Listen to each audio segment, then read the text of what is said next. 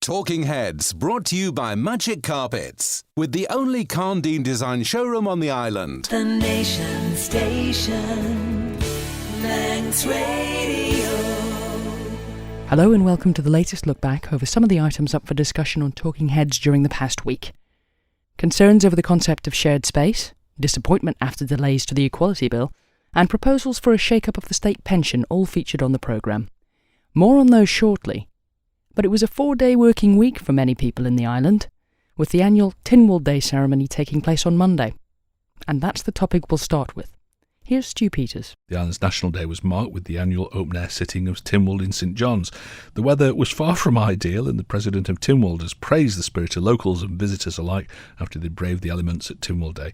Did you celebrate and take part in the island's National Day yesterday, or did the weather put you off venturing out?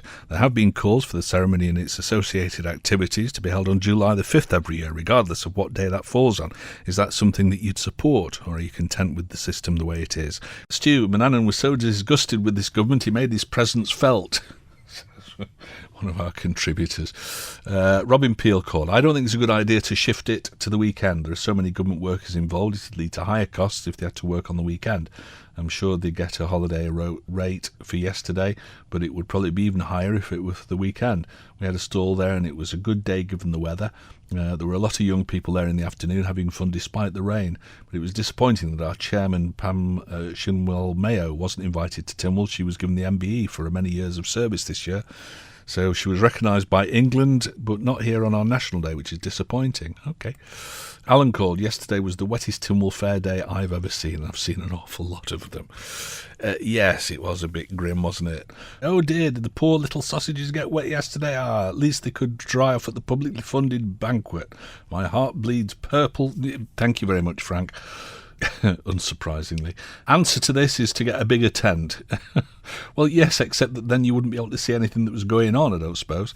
Let's go to the lines and see what Tommy makes of the whole thing. Hello, Tommy. You know my viewpoint on this, Stu. It's all a bit of a nonsense, really, isn't it? Well, that's Bernard Moffat's view. I read his article in the newspaper last week, and he thinks it's all a complete nonsense.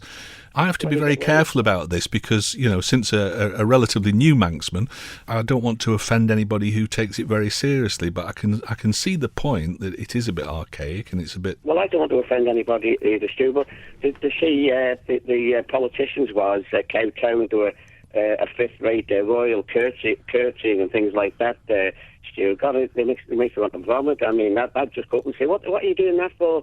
They mean nothing to us. What do you think about Bernard's thought that the whole thing is, I mean, you know, people say it's very important that we've got tradition, all the rest of it. It only goes back 100 and odd years, doesn't it? Yeah. It's not like it goes back 1,000 years. It's a fairly new phenomenon, isn't it, Tynwald Day? Well, pretty well. And the day was just plucked out of thin air as well, Stuart, wasn't it, really? So we just pick a day. And I think it has to be on the thing, because it has to be a bank holiday the following day, Stu, doesn't it? So you think it's just about the great and the good wanting to put on the fancy dress and you know, well, of course it is. preen a little bit? I've told you, I mean, I'm not a drum beater or a flag waver, Stu. I'm proud to be Manx, but the only thing I care about, as long as I know it's due. Yeah, all right. Fair dues. Thank you very much, Tommy. It was certainly a shocker of a day yesterday, to put it politely, but nobody seems to remember the last really wet Tynwald Day. It was the last Tynwald ceremony presided over by Air Marshal Ian McFadgen, and it was absolutely terrible. We got the bus there in the afternoon and the stall holders were already packing up the stalls and leaving. Fingers crossed for next year. Somebody else, there are only 4 bank holidays, the rest are public holidays. Oh, it's from Julie, who did go to Tynwald, she says. Fenella called. The fencing of the court goes back to the Viking days, so it's not particularly new. Good, all interesting stuff. I was at Tynwald until 2 o'clock yesterday, and our 11-year-old scout stood on parade for 3 hours. We're Manx and proud, and a little bit of rain didn't dampen our pride. Yours from Sam. Thank you, Sam. Where are you coming from, Stu? Our parliamentary tradition goes back probably more than 1,000 years. Top hat's only 100 years. People wear the fashion of the time, says Irene. The Nation Station, Manx Radio. Plans to give the Queen's Pier a new lease of life were also on the agenda on Tuesday's programme. Could the Queen's Pier in Ramsey again be an attraction for the town? Built in 1886, for decades it brought thousands of visitors ashore in Ramsey, but it fell into disrepair some years ago and has now been mothballed. But there could be hope of some restoration work if negotiations are successful. A group called the Ramsey Queen's Pier Restoration Trust says that they're about to sign a lease with the government and are planning a sequence of rebuild. Last week, John Moss spoke to Infrastructure Minister Phil Gorn about the situation and asked if activity may be started soon. Basically, this is one of those situations where it would be very silly for the department to refuse their offer.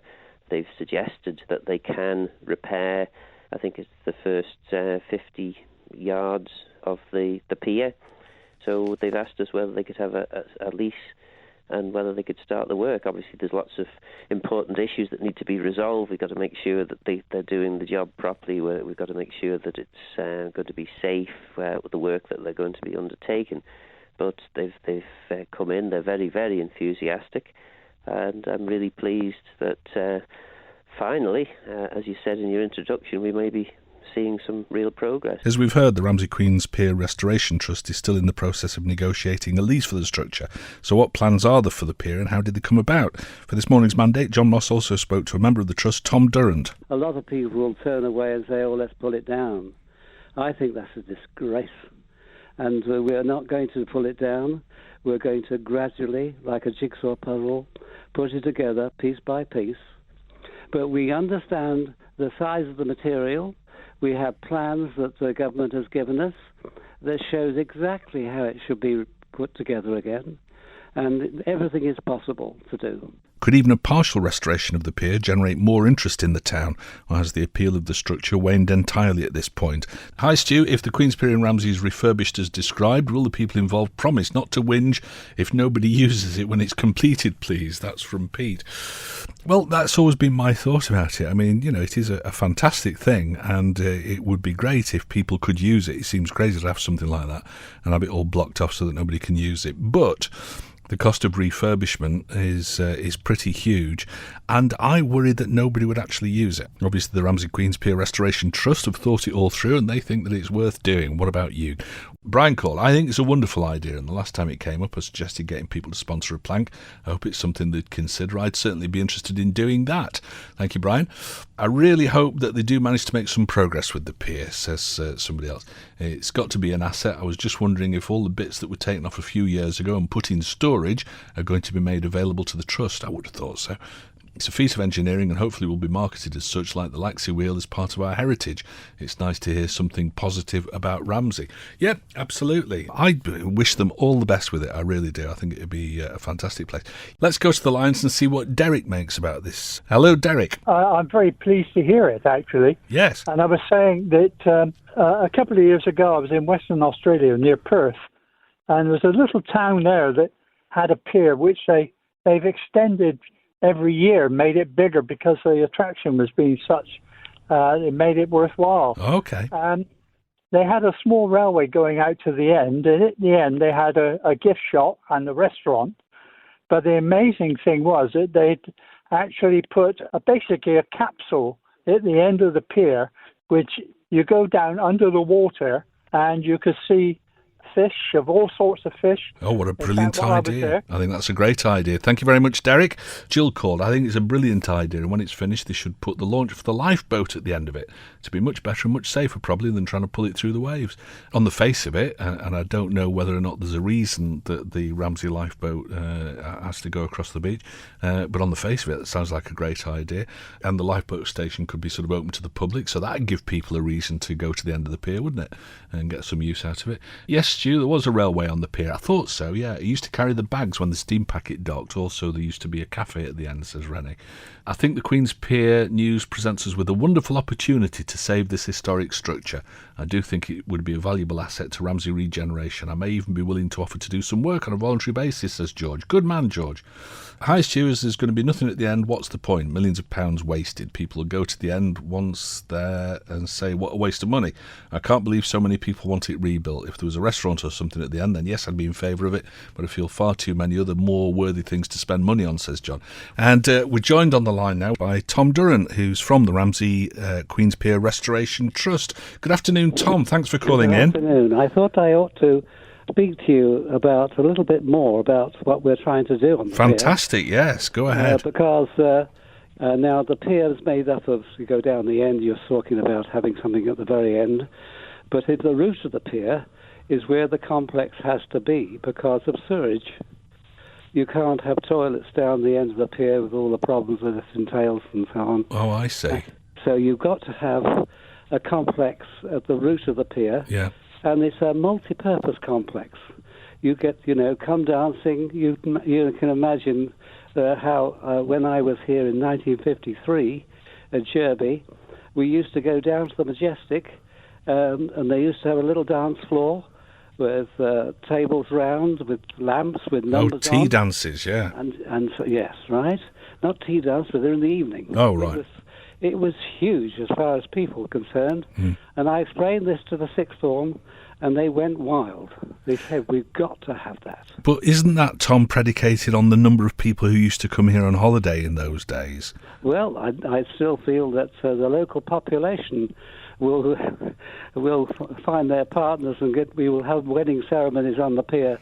We'll have all kinds of things. The number of items that they suggested that we should be involved in doing on the route of the pier that would make money to make the maintenance work on the length of the pier was extraordinary. Now, I've got a great big long list of it, and I can't give it to you now, but in the future we will be explaining to all those people that want to put money into the pier that it's not just putting planks and steelwork on the pier and putting a train on, a new train, that's going to be a flywheel train, on the pier, and that is all. It's going to be much, much bigger than that. Okay, excellent. Well, that's good news. Certainly, it's nice talking to you today, Tom. Great idea to do the pier up. I'd certainly volunteer to run a gift heritage shop or help a cafe or any other attractions they want to put on it. And I'm sure I'm not the only one who'd want to help. And I don't live in Ramsey, but would help to get things moving. Kind regards from Adi. Good stuff. The Nation Station, Manx Radio. Radical reforms to the island's social security and national insurance systems were announced this week. But how was that news received? There's a single-tier pension for all, the fairest option. The Treasury Minister's outlined a raft of proposals to reform the island's state pension and benefit system. Tynwald will be asked to support the recommendations later this month. If the proposals are approved, the finer detail will be drawn up later. The recommendations are designed to prevent the Manx National Insurance Fund drying up. A report published last autumn concluded the island's National Insurance Fund would be exhausted by 2047 if changes aren't introduced. Key proposals include the introduction of a single-tier pension worth around £180 a week and a phased end of the Manx pension supplement. The state pension age will rise in line with the life expectancy of local residents. A new single Manx benefit to replace a raft of different payments, such as job seekers allowance and income support, is also on the cards. Are the proposed reforms a sensible way of safeguarding the state pensions of future retirees, or can you see holes in the proposals? Is a single-tier pension an unfair proposal? What do we think about it? Let's go to the lines and speak to James. Hello, James. I wonder if Mr. Tears allowed in his calculations paying back the money they've borrowed out of the pension funds. And the other thing is, we get all these attacks on the state pension all the time. I know where they're coming from, but having said that, I don't see any attacks on government pensions. Yes. It's just to divert everybody's attention and, so that the government pensions can remain the same and everybody can be happy there and they won't have any industrial rest there. Well, yeah, that seems to be a concern of a lot of people, doesn't it? That these so-called gold-plated pensions are being left untouched and everybody else's are being messed with. Just not right. It's not right. I mean, the other thing is they're capping things. Yep, I can understand that too. But are we going to cap the golden handshakes and things that keep taking place? People in government say, "Oh, that's fine. Yeah, here's your handshake." But remember, when it's my time for a handshake, it seems to be that way. Yeah. Okay. If we're in it together, we're not in it together. It doesn't feel it, does it? Outside it, no, it doesn't. It's very unfair. You're either one of the chosen few or you're not. Yeah. I just hope they pay the money back that they've borrowed from the pension fund. This was for the hospital, wasn't it? For building the hospital. Yeah. Thank you very much, James. Text, our pension was assessed on the amount we paid in during our working lives. Is this not going to be the case now? If everyone's going to get the same amount, does this also apply to people that have been long-term unemployed? If this is the case, then I think I'll pack in work now. I'm fed up with my contributions going to non-workers. They always seem to be better off than us workers. Stu, if I remember correctly, wasn't it the government pension pot that was in trouble? I think it's a good idea to make the pension payment one level across the board, but only if that includes everyone. 180 quid a week for everyone, including government workers, this to include MHKs and MLCs. No more preferential pensions for anyone, otherwise the Manx public should fight against any proposals for this, says Mel. Well, yeah, but you're looking at two separate things there. You're looking at the state pension, which is the thing where they're talking about 180 quid a week, getting rid of the Manx pension supplement.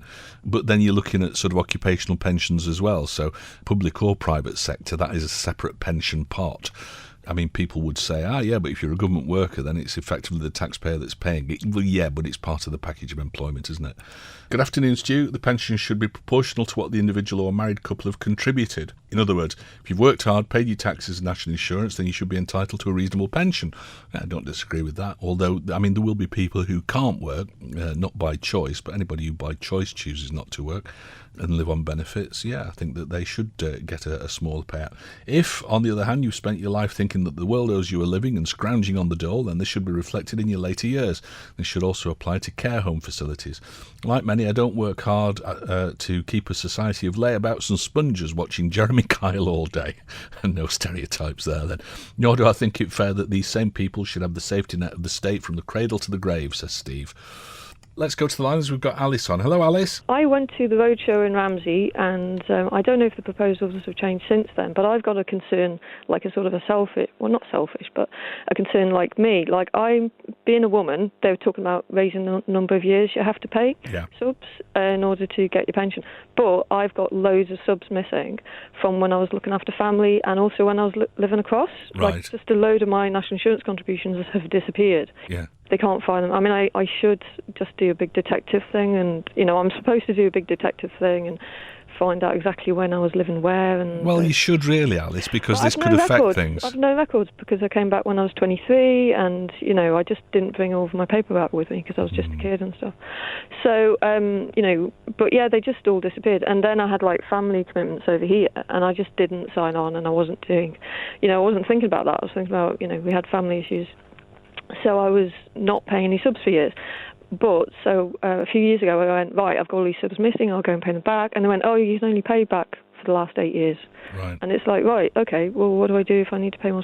You know, so it would be really nice if we don't have to pay more years to make it so that you can pay off missing years. Yeah, absolutely. Yeah, it's just that's just the thing that's just missing. It makes sense that, yeah, if somebody's prepared to make up a shortfall in contributions, then you should be allowed to. Yeah, you should. All right, Alice, thank you very much indeed. Let's go to line 3, if I can. And we've got Michael on. Hello, Michael. Yes, I've been listening with interest to all this talk about the pension reforms and schemes, and I'm now I'm 63, and I've been out at work since I was 15.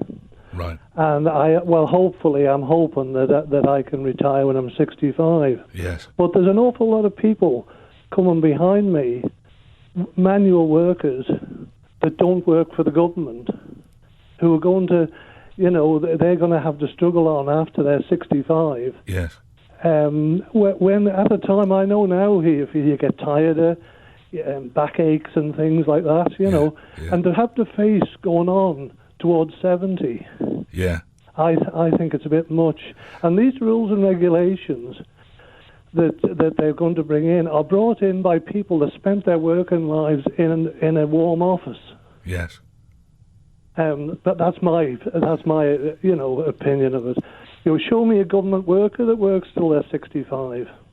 I'm sure there are plenty, in fairness. I don't know where they are. Yeah. OK, some good points there, Michael. Thank you for calling. Serious question. Is there a mechanism where the Manx voting public can ask for a vote of no confidence in the government because we need one quick before we end up broke like Greece? Well, but that's exactly what Eddie Tear is trying to do at the moment. He's trying to make sure that the pot doesn't end up broke. Once again, we're talking about people living longer, but once again, about quality of life. At the rate it's going, I'll never reach the table as it's such a movable feast. I find it very ironic that people making these decisions are already at retirement age and it won't affect them. Also, while I'm on a roll, please can we get away from the idea of all people on benefits could be working? I know lots of folk who would much rather be working than off sick, says Jan. Very good point, Jan. Yeah, I think I made that earlier as well, that not everybody who doesn't work has made a choice to do that. Some people just can't work for whatever reason. Talking Heads, brought to you by Magic Carpets, with the only Carndine design showroom on the island. The Nation Station, Manx Radio. You're listening to the latest Talking Heads podcast, featuring highlights from the programme over the past week. Debate over plans to revamp Douglas Promenade continues to rumble on, and this week the concept of shared space was questioned. Could shared public open spaces work in the Isle of Man? A UK peer has suggested the Manx government might want to look again at plans to transform Douglas Promenade into a shared space. The £7 million project would see pedestrians, trams and traffic sharing a revamped promenade, but Lord Holmes of Richmond says a report he's produced suggests such spaces aren't safe. Perhaps one of the most interesting findings from the survey, be you a pedestrian, a cyclist, a motorist, disabled or non-disabled, blind or fully sighted, across the findings, it was pretty much that level of people across all groups. So, for example, overall, 63% of people recorded a negative experience of shared space. 66% motorist, 64% pedestrian. So very much in that same area, pretty much 2/3 of people finding these a negative experience. Equally, the 35% of people actively avoiding was across motorists, cyclists, pedestrians. Some interesting statistics there from UK peer Lord Holmes of Richmond. John Moss suggested to Infrastructure Minister Phil Gaughan that the report was fairly damning of the idea of shared spaces. It is, if that's what we were doing, yes. But Lord Holmes described shared space, but he didn't describe our scheme. He described shared space as being a scheme where there were no demarcations between traffic and people, whereas our scheme will have quite clear demarcation between traffic and people, and indeed trams and people if we're going to get onto the horse tram thing. So, yeah, I would say in summary, we're a bit of a victim by promoting shared space concept at an early stage of this design. Yeah. What we haven't done is just taken hook, line and sinker what has been shown not to work in other places. What we have done is listen very carefully to concerns and design something which will address those concerns. Could shared spaces work in the Isle of Man if the right safeguards are put in place, or would that be a mistake? Let's see what David Quirk on MHK reckons about it. Hello, David. Hi, Stu. First thing I wanted to say to you, I've read the report, and I'd encourage everybody to just flip onto the internet and pull up the report about that shared service thing. It's quite enlightening and open your eyes up and gives you independent views right around the country. And they've tried it. They've actually had the T-shirt and gone back to something different. Phil Gaughan says that our shared space would be different, though, in that these are completely different to what is being proposed for Douglas Prom. How's it going to be different? If you have a look at the plans like I've done, there's no difference, really. All he's trying to bring up is a little curb of something like 25 mil, which is about an inch on it. All he's creating, in my opinion, on that is trip hazards. Okay. So never mind people who are visually impaired or whatever, or elderly, or using wheelchairs and stuff like that. We'll be tripping all over the place as we try to get across in between the traffic. Hello, John. As a retired driving examiner, the whole basis of the whole thing is that the pedestrians have the right of way. Yeah. Okay? Providing everybody recognises that and is willing to give it to them. If they get a red light, they have to stop and the pedestrian goes across. If you get a pedestrian walking across Douglas Promenade, apart from those areas, they get onto the tram lines and they have to wait for somebody to give way to them. 3, 4, 5, 6 cars will go through and eventually one will give way and recognise that the pedestrian has got the right of way. So it's like everything else. It's like speed limits, parking, everything. Some motorists will abuse it. So therefore, you have to force them by fines or whatever. And it's the same thing. This is absolutely suicide. All right, fair dues. Thank you very much for your call, John. Good to hear different points of view on this. Stu, I think the shared space on the prom is a really bad idea, although I think lowering the speed limit to 20 miles an hour would be good. I live on Mines Road in Laxey, where tourists and visitors already treat the road as an extension of the pavement. They take no notice of the cars. Some get quite indignant if you ask them to move and let you past. If the planned shared space is going to be anything like it already is here, I think it'll be awful and potentially dangerous. That's from Joe. Thank you, Joe. Beth called, have they taken notice of what happened in Blackpool? They took away the crossings, then had to spend a fortune putting them back. And crossing is often down to making eye contact. How would a visually impaired person deal with that? And guide dogs are trained to wait at the curb, but if there are no curbs, they'll go right into the road, taking their owner with them. This needs to be looked into more thoroughly. Fair dues. All right, let's go back to the lines. We've got Jerry on. Hello, Jerry. My wife is wheelchair bound. Yes. I have to push her everywhere. Now, I've been to Blackpool. It's a nightmare. Right. Absolutely nightmare. All right, again, a good point. Thank you very much for calling, Jerry. If you've got a point of view on this one, then do share it with us. And let's try and squeeze a final call in. This is Tim, who's got an idea of people's experiences in Blackpool, I think. Hello, Tim. I'm actually from Blackpool previously, before living in the Isle of Man. And I looked at the new scheme that's there, and I'm in my early 50s and quite road capable of crossing a road. Sure. And you walk past that tower or try and cross the road there, it's not easy. Right. Most people are sort of gravitating to where there are still traffic lights at Talbot Road, at Manchester Square, at the there's several places down there, right. 7 or 8 sets of lights, and most people are actually waiting for the lights. Okay. My comment to yourself about re-educating people, absolutely fine. We've got to sort of move with the times, but in Blackpool, that's quite a transient population as far as people up and down the Brom's concerned. Of course it is, yeah. And here in the Isle of Man, okay, in the morning, lunchtime, afternoons, it's very, very busy with sort of people rushing in to get to work and so on and so forth. But 2-3 times a year, we've got a transient population as well, made up of more than just people in cars, people on motorcycles and so on and so forth. I've looked at the scheme, and I work in construction, and looking at it from a construction point of view, yeah, great. But depending on materials they're going to make it of, it's going to look like Blackpool, and it's looking really tatty already. The block paving sinking. Thank you very much for getting in touch, Tim. An enlightening call, and yes, it'd be a lot cheaper than some of these trips our politicians have to make. Rip the tram track up, sell the horses to Tesco. That's from Richie the photographer. Stu, wasn't it said recently, perhaps by yourself, I think, that the prom's already a mishmash of cars and people. It's dangerous and in need of repair. What's so different about the new proposed prom? Not much, just get it done and get over it. It's deeply unsafe at the moment as it stands. That's from Tom. Thank you, Tom. I think that those of us that prefer just renewing the surface fully aware of the foundation and other issues, but still feel that at this time it should be just resurfaced. Okay, well, I can understand that. Stu, yes, we need to bite the bullet, but get it right. And from all the reports, it would appear that shared space is disliked and unworkable in lots of places.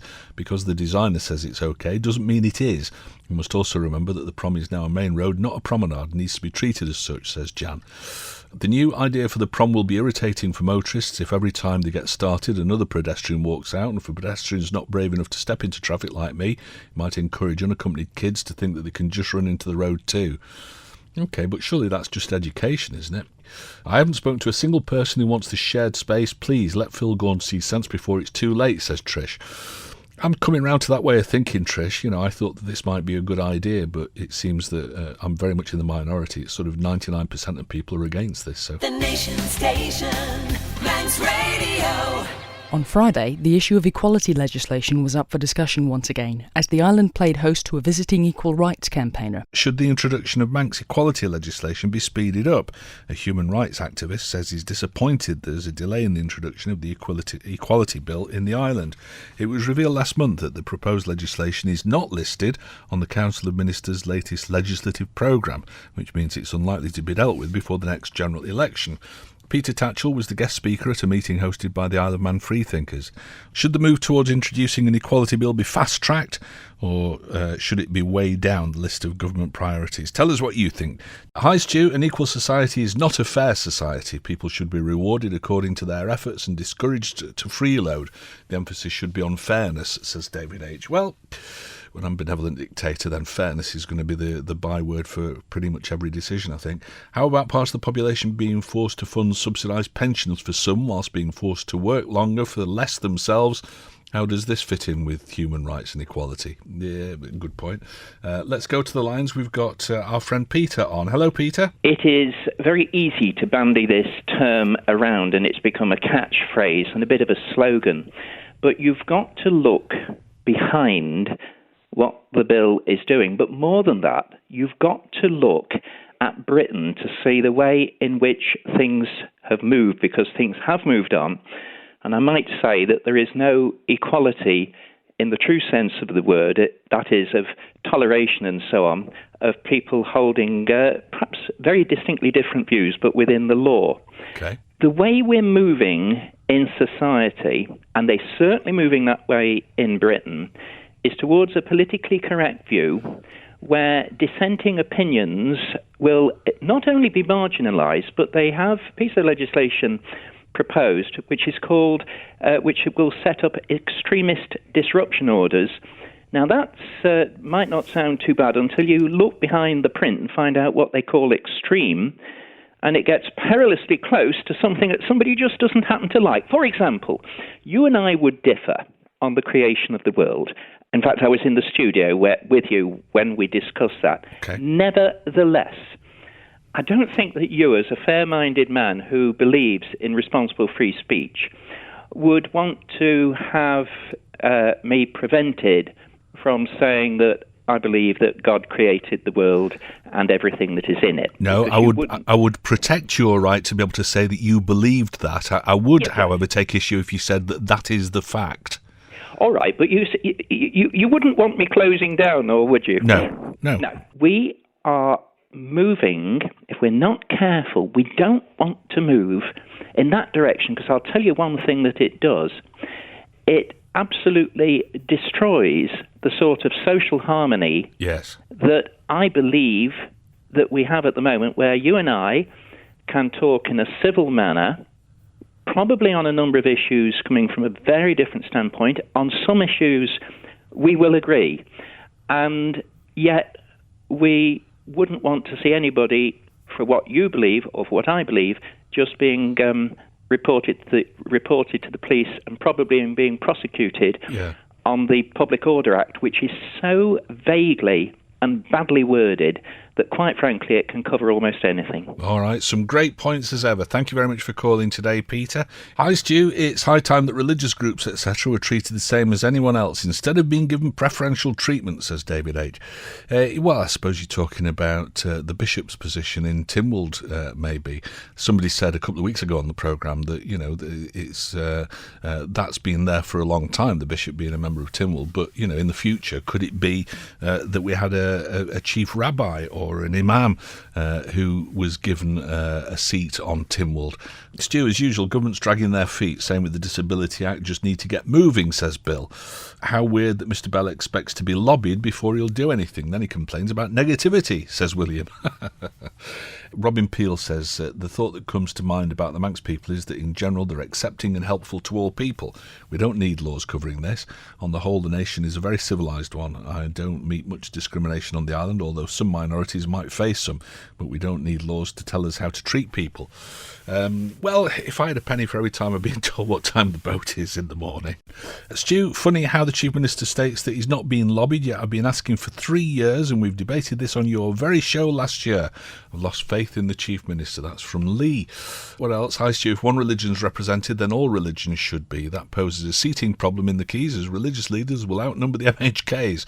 I myself am a practicing Jedi, so that would be 2 seats, one for me and one for my Ewok.